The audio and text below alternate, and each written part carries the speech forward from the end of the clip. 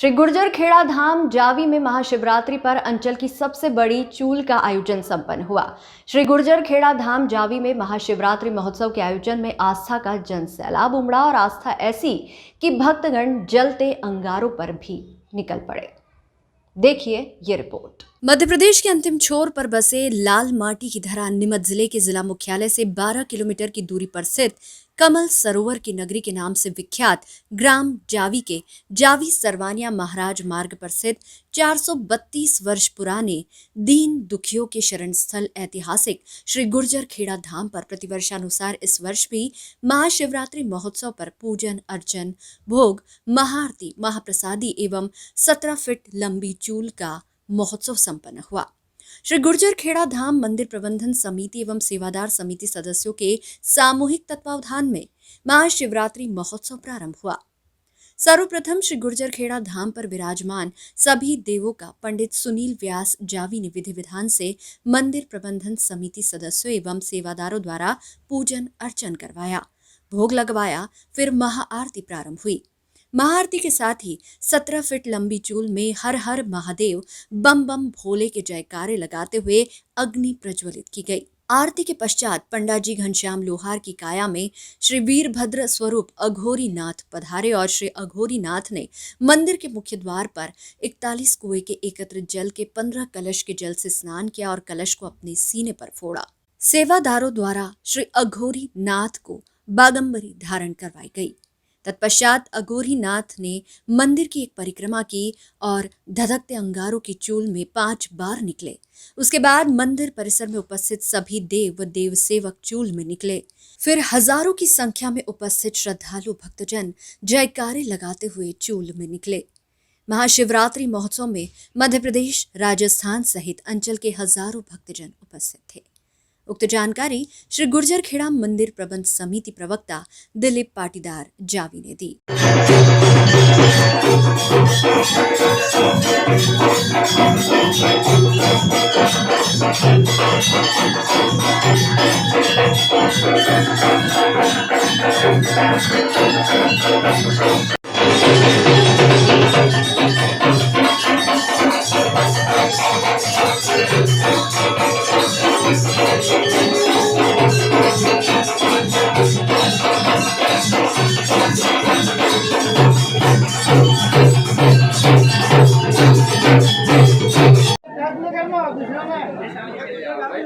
दूसरा हाथ में लगाओ, आराम से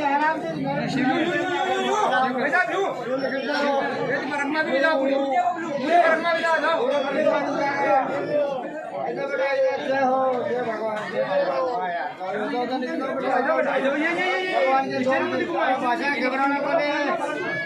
जय हो सावलिया, बोलो सावलिया सेठ।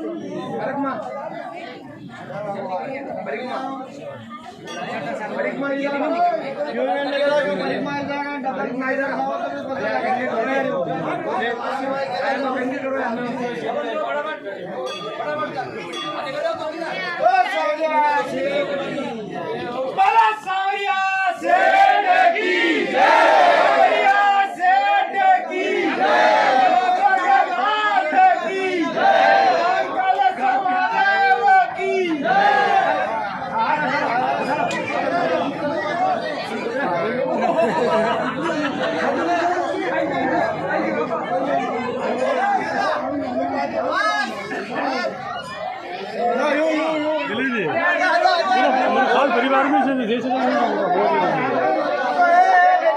मेरी बात ही नहीं आया।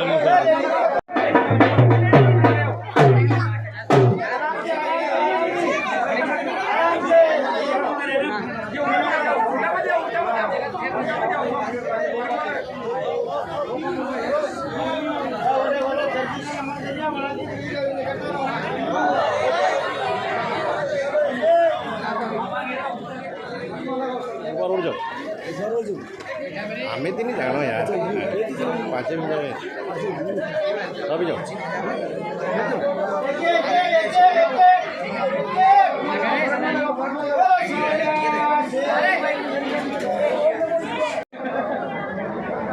ये आप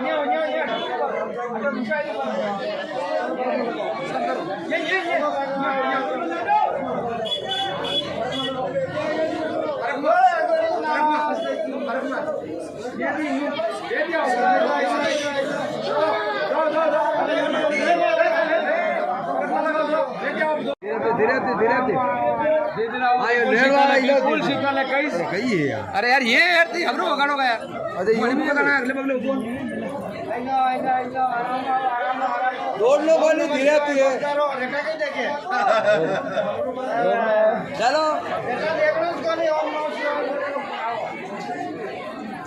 ओम नमः शिवाय बोलता रहो बेटा देख लो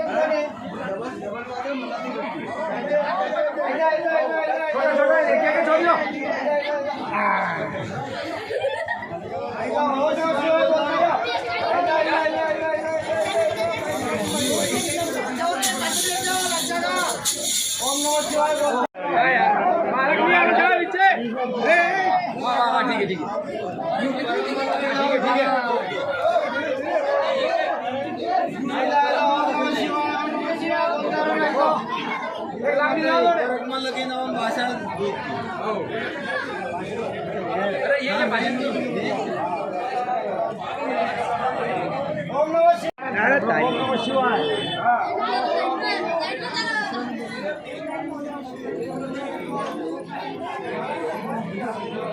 ओम नमः शिवाय बोलता रहो जय हो भगवान जय भोलेनाथ रुको भगवान रुको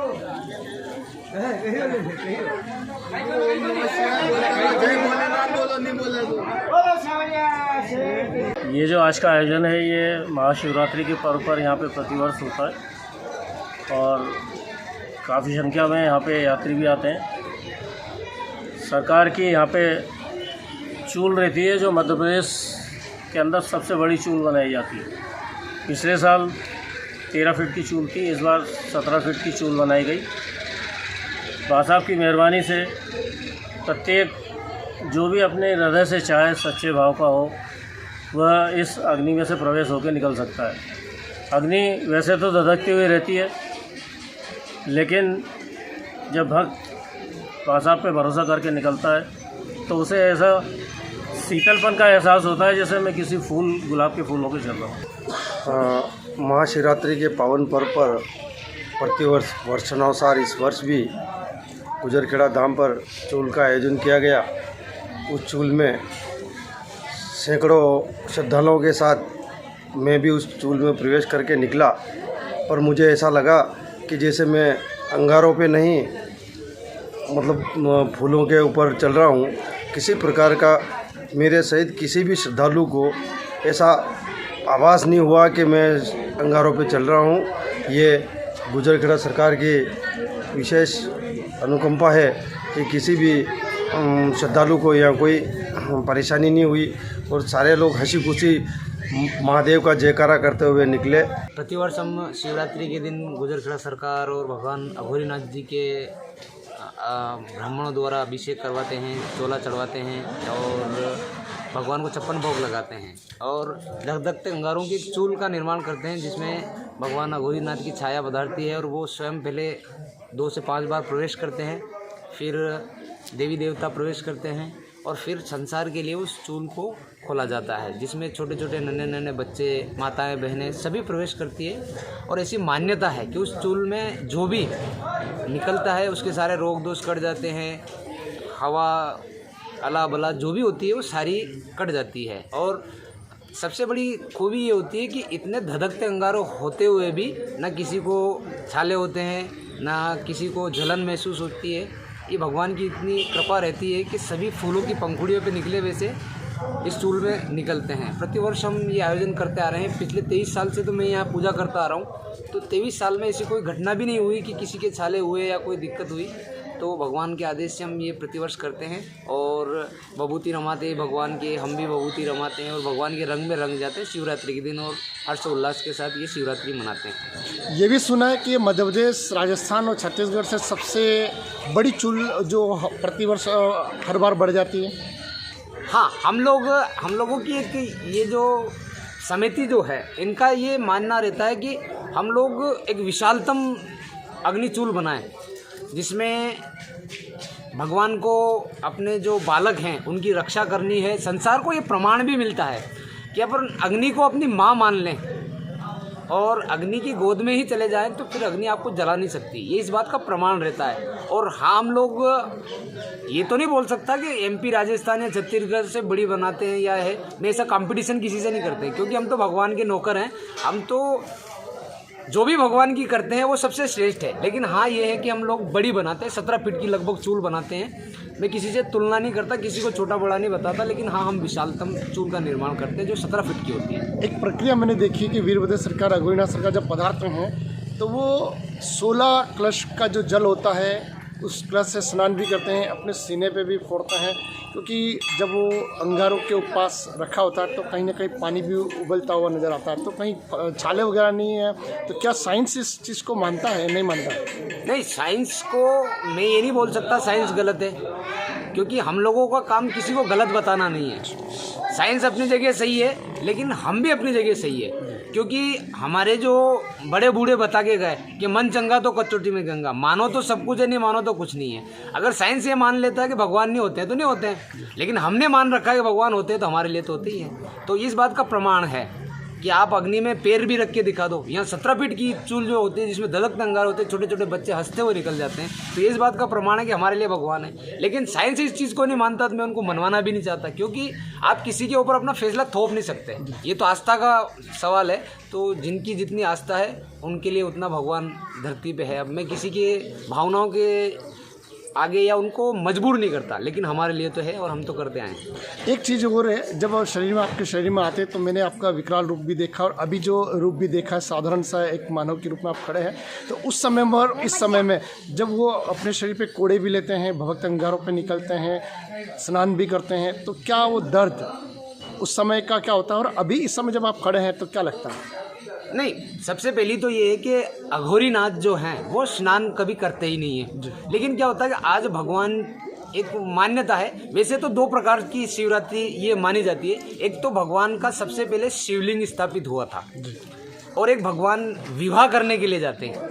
तो हमने जो सुनी सुनाई बातें हैं उस बात के अनुसार भगवान को अगर शिवलिंग स्थापित करें तब भी अभिषेक की आवश्यकता है, भगवान विवाह करने जाएं तब भी स्नान की आवश्यकता है। तो उसके निर्मित से भगवान 41 कुओं के जल से स्नान करते हैं, फिर भस्म रमाते हैं और फिर अग्नि में प्रवेश करते हैं। वो इस बात का प्रमाण देते हैं कि मैं स्वयं भी इस अग्नि में अग्नि परीक्षा दे रहा हूँ, आप भी बिना अहंकार, बिना कोई छल कपट की इस अग्नि में प्रवेश करिए, आपको भी कुछ नहीं होगा। तो पहले वो 8-10 बार निकलते हैं, फिर अपने भक्तों को निकालते हैं। तो ये जो स्नान होता है हम इसको एक अभिषेक बोलते हैं और वर्ष भर का एक ही स्नान होता है जो भगवान करते हैं। भक्तों के लिए क्या संदेश है? आखिरी सवाल मेरा। भक्तों के लिए मैं यही संदेश देना चाहूँगा कि हर व्यक्ति को अपनी बुद्धि का उपयोग करना चाहिए। साइंस अपनी जगह है, लेकिन हमारे भगवान भी धरती पे हैं। ना साइंस को नकारा जा सकता है, ना भगवान को नकारा जा सकता है। आप अपनी बुद्धि, अपने ज्ञान और अपने विवेक का इस्तेमाल कीजिए। साइंस अपनी जगह है, भगवान अपनी जगह है, लेकिन भगवान को आप बोल नहीं सकते कि भगवान नहीं है, क्योंकि जो है वो था, है और रहेगा। हमको बहुत अच्छा लगा। हम आज सब लोग, सब जने आए, हम चूल में निकले। तो सबसे पहले मासा निकले, फिर मैं निकली, फिर मेरे यशु भैया निकले, फिर बड़े बासा की बेटियाँ और सब निकले और बहुत मज़ा आया। तो कब हम चूल पे चले तो ऐसा लगा जैसे हम फूलों पे चल रहे थे, बिल्कुल मतलब लगा नहीं कि चूल पे चले। अगर चूल पे चलने की वजह होता है वो सारे पेड़ चल जाते, सब कुछ होता है, पर यहाँ पे चूल पे चलने पे ऐसा लगा जैसे हम फूलों पे ही चल रहे थे।